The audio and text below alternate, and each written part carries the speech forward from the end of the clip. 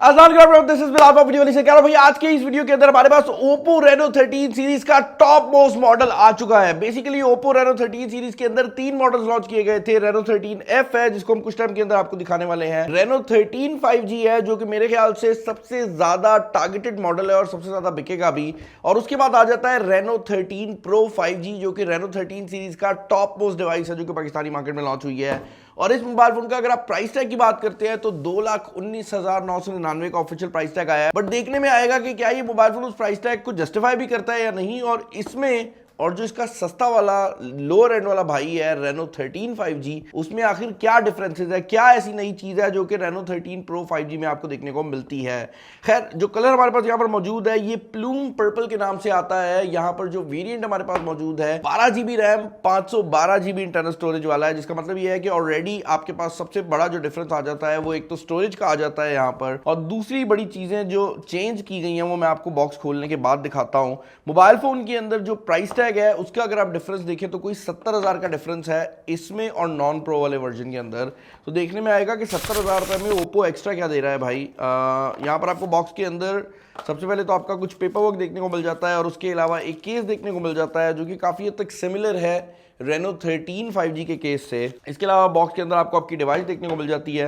ये device already मेरी team test out कर चुकी है और इसको मुकम्मल तौर पर सेटअप कर चुकी है, तो मैं इसको निकाल लेता हूँ बॉक्स के अंदर से। इसके अलावा यहाँ पर आपको एक 80 वॉट का चार्जर देखने को मिल जाता है जो कि एग्जैक्टली सेम चार्जर है जो कि आपको Reno 13 5G में भी देखने को मिल रहा था। और उसके अलावा आपको एक केबल देखने को मिल जाती है जो कि type A two type C वाली है। As far as the charging is concern तो दोनों ही मोबाइल फोन्स के अंदर जो चार्जिंग की स्पीड है वो बराबर रखी गई है। दोनों ही फोन्स 80 वॉट की चार्जिंग जो है वो सपोर्ट करते हैं। हाउएवर एक चीज जरूर मैं यहाँ पर ऐड करना चाहूंगा और वो ये है कि भाई ऑल दो जो दोनों फोन्स की वायर्ड चार्जिंग है वो एक जैसी रखी गई है और एक ही स्पीड पे काम करती है।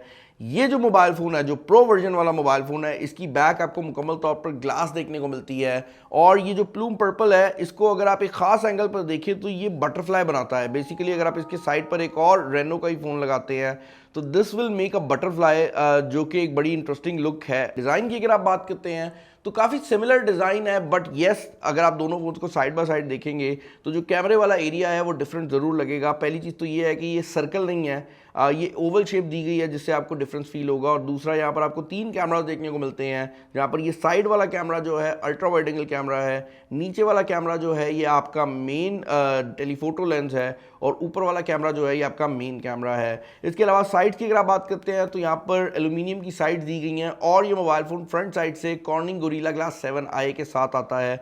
इन डिस्प्ले फिंगरप्रिंट स्कैनर भी यहाँ पर आपको देखने को मिल जाता है। और एक और डिफरेंस जो कि आपको इस फोन के अंदर देखने को मिलेगा वो ये है कि इस मोबाइल फोन के अंदर जो डिस्प्ले है ये चारों साइडों से कर्व्ड डिस्प्ले है। ऑल दो अगर आप इस डिस्प्ले को सामने से देखते हैं तो आपको ऐसे लगेगा कि एक फ्लैट पैनल वाला डिस्प्ले है, लेकिन रियलिटी ये है कि ये हल्का हल्का कर्व जो है ना चारों साइडों पे प्रोवाइड करता है, जिसकी वजह से आपको वो जो फ्लोटिंग डिस्प्ले वाली फील है वो ज़रूर आ जाती है। और ये फुल HD+ रेजोल्यूशन के साथ 120 हर्ट्ज का रिफ्रेश रेट भी सपोर्ट करता है। अब क्योंकि ये फ्लेक्सिबल एमोलेड डिस्प्ले है तो यहाँ पर आपको जो डिस्प्ले की क्वालिटी है वो भी काफ़ी अच्छी मिलने वाली है और यहाँ पर जो ब्राइटनेस है वो भी काफ़ी अच्छी है। ये बात भी ऐड करना जरूरी है कि जो प्रो है इसका डिस्प्ले ना सिर्फ क्वाड कर्व कर दिया गया है बल्कि उसके साथ साथ इसका जो स्क्रीन साइज है वो भी बढ़ा दिया गया है। तो आपको 70,000 में डिस्प्ले बहुत बेहतर देखने को मिल रहा है।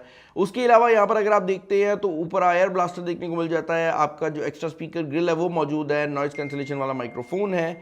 नीचे वाली साइड पर आपको आपकी सिम स्लॉट, आपकी चार्जिंग पोर्ट और एक और स्पीकर ग्रिल मिल जाती है। इस मोबाइल फोन के अंदर बिल्ट इन स्टोरेज जो आपको देखने को मिल जाती है वो 512GB की स्टोरेज देखने को मिल रही है और सिम स्लॉट यहाँ पर ड्यूल सिम स्लॉट दी गई है। लेकिन ये बात ऐड करना जरूरी है कि इस मोबाइल फोन के अंदर अगर आप दो फिजिकल सिम कार्ड लगाते हैं तो आप वो भी लगा सकते हैं और उसके ऊपर आपको ई सिम की फंक्शनैलिटी भी मिल रही है। ऑल दो एट अ सिंगल टाइम आप दो सिम ही चला सकेंगे, लेकिन अगर आपके पास कोई ई सिम है तो आप मोबाइल फोन के अंदर तीन सिमें रख सकते हैं, एट अ सिंगल टाइम दो ही चलेंगी, जो कि एक बड़ी इंटरेस्टिंग चीज जो है इस मोबाइल फोन के बारे में है। इसके अलावा अगर आप मैं साइज का कंपैरिजन करके साइड बाय साइड दिखाऊं तो आप देख सकते हैं कि जो प्रो वर्जन है वो साइज में थोड़ा सा बड़ा है, स्पेशली अगर आप ऊपर वाली साइड से देखते हैं। फ्रंट साइड से भी अगर आप देखते हैं तो दोनों फोन्स के डिस्प्ले के अंदर एक वाजिया डिफरेंस जो है वो आपको देखने को मिल जाता है। जो प्रो वाला वर्जन है वो वो ज़्यादा बड़ा है, और साइड से भी अगर आप देखते हैं तो इसका जो क्वाड कर्व वाली स्क्रीन है वो भी काफी ज्यादा वाज़ेह होती है। As far as the performance is concern तो दोनों ही फोन्स के अंदर सेम प्रोसेसर और सेम रैम लगाई गई है, और यही वजह है कि दोनों ही फोन्स के ऊपर आपको 1.3 मिलियन के करीब का जो स्कोर है वो Antutu के ऊपर देखने को मिल जाता है। तो परफॉर्मेंस वाली साइड से इसमें और इसके जो नॉन प्रो वाला भाई है उसके अंदर कोई भी डिफरेंस आपको देखने को नहीं मिलने वाला। जो डिफरेंसेस हैं वो उसके अलावा डिफरेंट चीजों के अंदर मौजूद है। फॉर एग्जाम्पल अगर आप बात करते हैं गेमिंग की, तो गेमिंग इस फोन पे और उस वाले में बिल्कुल सेम है, लेकिन जहां पर डिफरेंसेस आएंगे वो आ जाते हैं कैमराज में। जैसे कि इस मोबाइल फोन का जो फ्रंट कैमरा है वो 50 मेगापिक्सल का लगाया गया है, बैक कैमरा भी 50 मेगापिक्सल का है, और यहां पर जो जूम लेंस है जो कि आपको नॉन प्रो वर्जन में मिलता ही नहीं है, वो ना सिर्फ 3.5x ऑप्टिकल जूम के साथ आता है, बल्कि उसके ऊपर जो सेंसर लगाया गया है वो भी 50 मेगापिक्सल का लगाया गया है। और यही वजह है कि अगर आप जूम की बात करते हैं तो यहां पर आपको ऑप्टिकल जूम जो है वो 3.5x देखने को मिल जाती है, उसके बाद सेंसर जूम जो है वो 7x तक चली जाती है, और अगर आप वैसे देखते हैं तो ये 120x तक ऑप्टिकल और डिजिटल जूम का कॉम्बिनेशन आपको प्रोवाइड करता है। और इसके अंदर जो ओप्पो की टेक्नोलॉजी है जहां पर वो किसी भी चीज को स्टेबल कर देता है, जब आप किसी चीज को दूर से तस्वीर खींच रहे होते हैं, जो हम इससे पहले फाइंड एक्स सीरीज के ऊपर देख चुके हैं भाई, वो भी इस मोबाइल फोन के अंदर अवेलेबल है। वीडियो मोड की अगर आप बात करते हैं तो क्योंकि इस मोबाइल फोन का मेन कैमरा और जूम कैमरा दोनों ही आपको काफी हाई रेजोल्यूशन सेंसर के साथ देखने को मिलते हैं, यही वजह है कि इसका मेन कैमरा हो, जूम कैमरा हो या फ्रंट कैमरा हो, तीनों कैमरास ही 4K 60 फ्रेम्स पर सेकंड की वीडियो सपोर्ट करते हैं। और हमने इस मोबाइल फोन को टेस्ट करके देखा है, जो मेन कैमरा है उसकी क्वालिटी के अंदर हमें ज्यादा डिफरेंस देखने को नहीं मिला, यानी कि जो नॉन प्रो वर्जन है उसका 50 मेगापिक्सल और इसका 50 मेगापिक्सल बैक कैमरा जो है वो काफी हद तक सिमिलर है। जहां पर डिफरेंसेस आ जाते हैं वो है इसका जूम कैमरा, जो कि इस मोबाइल फोन के अंदर बहुत सॉलिड लगाया गया है। इनफैक्ट मैं ये बात कहना चाहूंगा कि this is one of the most powerful zoom cameras जो कि इस टाइम पाकिस्तानी मार्केट में इस प्राइस रेंज के अंदर अवेलेबल है,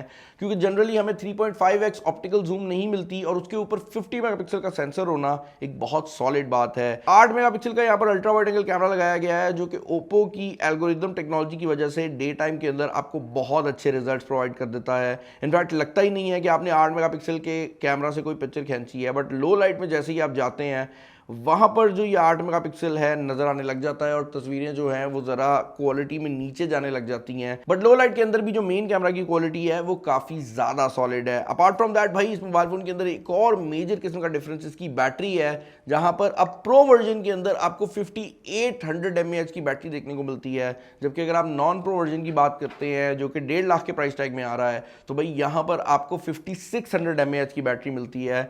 हमारी टेस्टिंग में दोनों ही फोन्स की जो बैटरी लाइफ है वो ऑलमोस्ट बराबर ही है, क्योंकि यहाँ पर डिस्प्ले का साइज बढ़ा दिया गया है, तो वो जो 200 mAh की एक्स्ट्रा बैटरी है वो वहाँ पर एडजस्ट हो जाती है। ओवरऑल अगर आप इस फोन के रिलेटेड मेरे ओपिनियन जानना चाहेंगे तो मैं ये कहूंगा कि डेफिनेटली अगर आप वैल्यू फॉर मनी की तरफ जाना चाहते हैं तो आपको जो नॉन प्रो वर्जन है जो कि 1.5 लाख के प्राइस टैग में आ रहा है वो ज़्यादा सूट करेगा। बट अगर आप एक ऐसा बंदा है जो कि कहता है कि भाई मुझे थोड़े से प्रीमियम फीचर्स भी चाहिए, मुझे चाहिए कि मेरा जो फ़ोन है वो देखने में भी प्रीमियम लगे और उसके अंदर जूम लेंस वगैरह जैसी चीज़ें, वायरलेस चार्जिंग जैसी चीज़ें हों, तो फिर आप इसका जो प्रो 5G वाला वर्जन है इसकी तरफ जा सकते हैं। मुझे कमेंट्स में बताएं कि ओप्पो रेनो 13 सीरीज़ के रिलेटेड आपके क्या ओपिनियंस हैं, पर्सनली आपको ये सीरीज़ कैसी लगी है, और चैनल पर नए हैं तो चैनल को सब्सक्राइब कर लीजिएगा। इस वीडियो में इतना ही। This is Bilal signing off. अल्लाह हाफिज़।